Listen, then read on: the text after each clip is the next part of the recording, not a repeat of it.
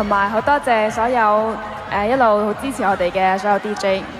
我對上一次上呢個頒獎台係23年前。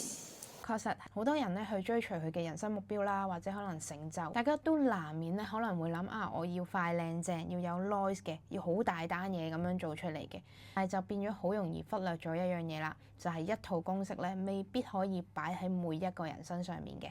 以 Stephy 為例，佢太陽星座就係天秤座嘅。天秤座嘅朋友咧固然係典型嘅靚仔靚女啦，不過咧喺占星嘅角度嚟講，太陽同時象徵我哋嘅人生目標啊，而太陽落喺天秤咧就處於一個比較弱勢嘅狀態，咁所以咧佢可能社交能力、協調能力唔錯噶，但係變相追隨目標啊、人生方向上面咧可能會顯得有少少猶豫不決。以呢個角度去睇咧，其實就未必適合好進取咁樣去追隨佢嘅人生目標啊。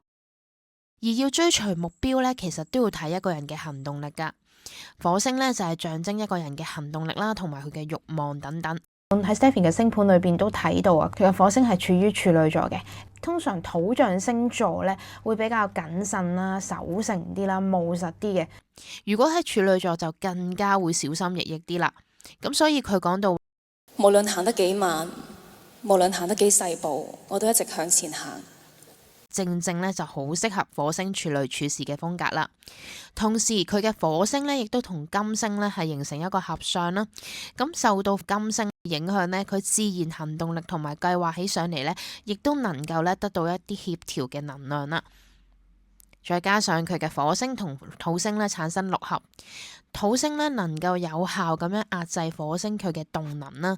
咁喺呢一度咧，亦都發揮咗一個互助嘅作用噶，幫助佢有計劃、有耐性咁樣去做佢想做嘅嘢。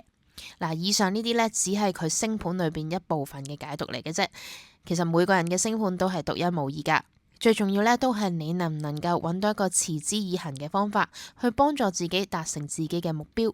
如果你都想了解自己更加多咧，歡迎揾我。請你哋一定要相信自己，繼續向前行。無論向前行嘅嗰一步有幾細步都好，一定要繼續。只要你哋向前行唔放棄，你哋一定可以行得到你哋想去嘅目的地，你哋一定可以揾得到屬於你哋嘅舞台。